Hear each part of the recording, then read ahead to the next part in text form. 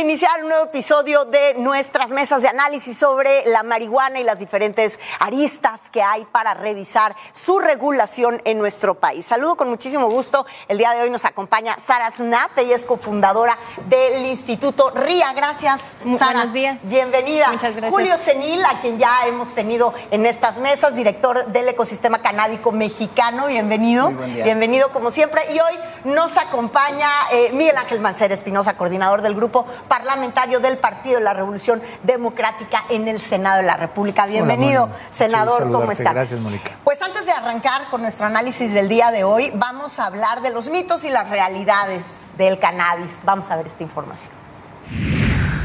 Después de 100 años de prohibición, es tiempo de decisiones. Es tiempo de cannabis. Se estima que en el mundo existen alrededor de 190 millones de usuarios de cannabis, es decir, un 4% de la población lo consume. Después de la regulación del cannabis en Uruguay, se estima que entre el 2013 y el 2019, el mercado negro perdió aproximadamente $22 millones del negocio de la marihuana en aquel país, porque ahora es legal. Es tiempo de informarnos. Si bien el uso adulto más conocido del cannabis es el recreativo, este no es el único. También tiene usos ceremoniales, religiosos, medicinales y hasta funerarios, según investigaciones históricas y científicas. El uso adulto del cannabis es la parte más controvertida de su regulación y provoca temores en casi todo el mundo. Por eso es tiempo de acabar con los estigmas. Regular el consumo adulto del cannabis permite que las personas ejerzan el libre desarrollo de la personalidad, además de reducir riesgos sociales.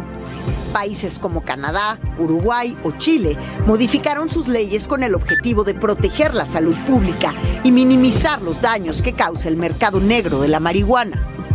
En Estados Unidos descubrieron que la lucha contra el cannabis ha consumido grandes recursos policíacos, impacta negativamente en las minorías y no reduce su popularidad. Esta planta lleva a cuestas un siglo de mitos, con base en el miedo y los prejuicios y no necesariamente en evidencias científicas. Experiencias internacionales muestran que es factible atender a una población usuaria en un marco de regulación que reduce la influencia del mercado negro. El cambio de paradigma se ha logrado con la información, que concede libertades, pero también responsabilidades. En México también ya es otro tiempo. Es tiempo de cannabis. Bueno, pues bienvenidos a todos ustedes, muchísimas gracias.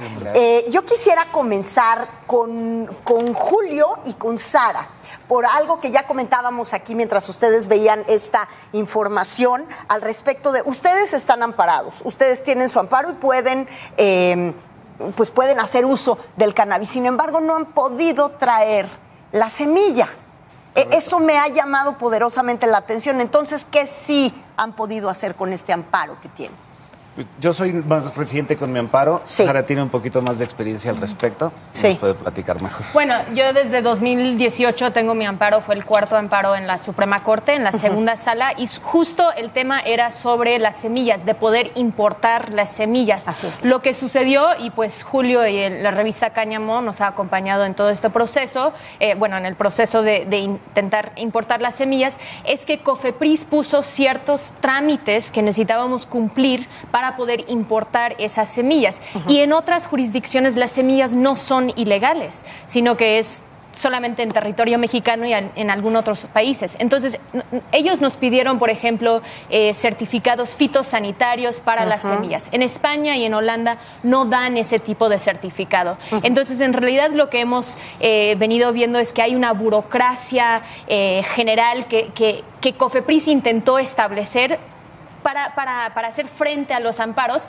y de ahí no hemos podido importar las semillas. De todos modos, yo estoy cultivando mis propias plantas para mi consumo personal sin ningún fin de comercializar, que es el derecho que me otorga ese amparo. Y esto es importante porque en México, entonces, estamos basando la regulación y el dictamen que actualmente se está discutiendo en el Senado justo sobre derechos. Y eso es una diferencia a otras jurisdicciones como es Uruguay, Canadá o los Estados estados en Estados Unidos donde han tenido referéndums o han pasado por un proceso legislativo. Aquí es porque la Suprema Corte reconoció derechos y el autocultivo forma parte del derecho al libre desarrollo de la personalidad. De los países que está mencionando Sara, senador, pues se ha hablado mucho de la disminución del mercado negro. En el legislativo, ¿qué tanto se ha avanzado en la visión que tienen sobre esta legislación y sobre todo analizando el impacto que pueda tener en el mercado negro en nuestro país? Mira, yo creo que se ha avanzado sustancialmente porque el inicio,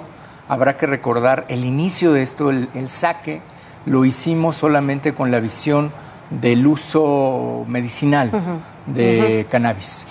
De este uso medicinal, y que fue la primera iniciativa que se presentó en su momento y que la apoyamos conjuntamente con el doctor de la Fuente, se ha pasado ahora a lo que aquí se está hablando, que ya es una gama de derechos que implica importación, almacenamiento, producción, es decir, pasar a otros usos. Hoy el dictamen que está, digamos, listo para una probable discusión pronta, ya está hablando de los usos de investigación, del uso adulto, por supuesto, del uso medicinal, del uso industrial, porque estábamos dejando fuera una planta que ha sido, pues como lo vimos aquí, ha sido satanizada prácticamente. Este símbolo de cannabis, pues realmente lo veías y es un símbolo de narcotráfico, un símbolo de narcomenudeo. Los estigmas que hay sobre la planta. Estigmatizada, cuando en otros países pues ya se ve incluso como un símbolo que puede ser de bienestar y de salud. Entonces, aquí el cambio es hacia lo que se decía, hacia los derechos. Primero ir a los derechos que ha reconocido la Suprema Corte de Justicia, y de ahí derivar todas y cada una de las fases para no dejar descubierta ninguna. Tú hablabas de algo muy importante. Bueno, a mí me permiten consumir, ¿y dónde la compro? Claro. O me permiten producir, y cómo traigo y si la planto y me cachan, está, claro, por supuesto. Yo recuerdo haber visitado, una de las veces que visité Ámsterdam, bueno, de hecho la primera vez, era yo muy jovencita, Julio, y algo que me impactó muchísimo es que entré por un café inocentemente a un coffee shop. Y entonces me encuentro con un menú que dice café capuchino, café largo, café corto, café de todo tipo, marihuana había marihuana de México, de Brasil en el menú. Y yo decía, ¿qué es esto? ¿Qué tan preparados estaríamos los mexicanos para tener un formato de esa naturaleza en caso de alcanzar pues este sueño de la legalización? Pues yo creo que estamos muy preparados para ese tipo de cosas. Para lo que ya no estamos preparados es para seguir conteniendo toda la violencia y todo el tema que hay alrededor de la prohibición de la cannabis, ¿no? O sea, todo el tema sí, justamente de la prohibición y del tratamiento que se le ha dado, pues ha generado toda esta violencia, ha generado todas estas mafias que pues se han vuelto complicadísimas de atacar, ¿no? Entonces, sí vemos como una vía bastante adecuada la regulación de la cannabis, y sobre todo que venga acompañada de educación, ¿no? Porque estamos hablando de consumo responsable en este programa, ¿no? Entonces, consideramos que el consumo responsable tiene que ser un consumo informado. Sea lo que sea, puedes consumir cannabis como una pomada, puedes consumir cannabis como un saco, puedes consumir cannabis de distintas formas, ¿no? Y bueno, y obviamente pues el consumo informado, como cualquier otra sustancia, como cuando vas a un nutriólogo, ¿no? Te dice, oye, esto es lo que te recomendamos que comas. Eso es un consumo informado de alimentos, y tenemos que llevar a cabo un consumo informado de cualquier cosa que llevemos a nuestro cuerpo. Y hablando de información, justamente el Instituto RIA, Sara, esa es su labor, informar. Sí, digamos que hacemos mucha investigación y incidencia sobre temas de política de drogas, no solamente sobre cannabis, sino de todas las sustancias.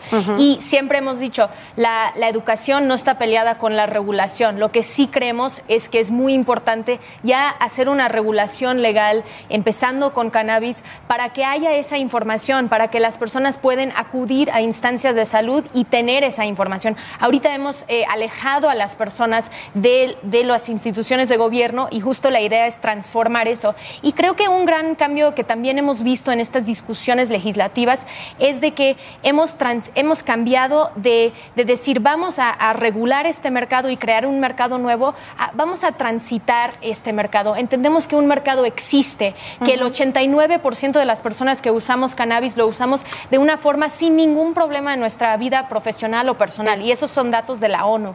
Entonces, si lo estamos haciendo de una forma responsable ahora, lo que nosotros queremos pagar impuestos, queremos asegurar la calidad de estos productos, queremos que una persona cualquiera puede tener un acceso, y hoy en día podemos decir que en un mercado ilegal las personas menores de edad tienen mayor acceso y las personas mayores de edad no tienen ese mismo acceso. En otras jurisdicciones donde han regulado, donde hemos visto un aumento en el consumo, es en personas arriba de los 45 años. Y esto es porque a nosotros nos importa la legalidad. Entonces queremos ir a una tienda, saber exactamente qué es lo que vamos a comprar, cómo lo podemos consumir.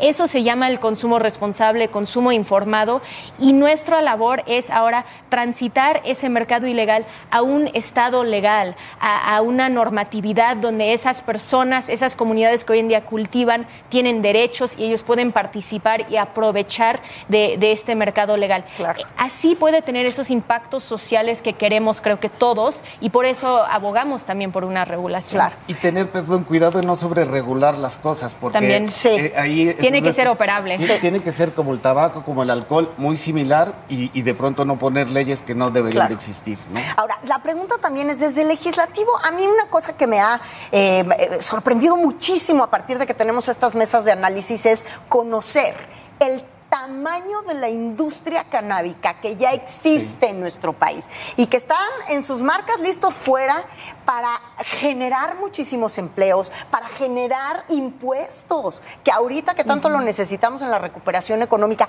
están los legisladores todos realmente informados de lo que tenemos ahí palpitando. Mira, cada vez estamos más informados. La verdad es que la desinformación era parte del acompañamiento de esta discusión, porque lo que no se sabe o lo que no se conocía es que cuando hablas de fumar marihuana, estás hablando de una planta solamente quizá del 15% o del 10% de la planta.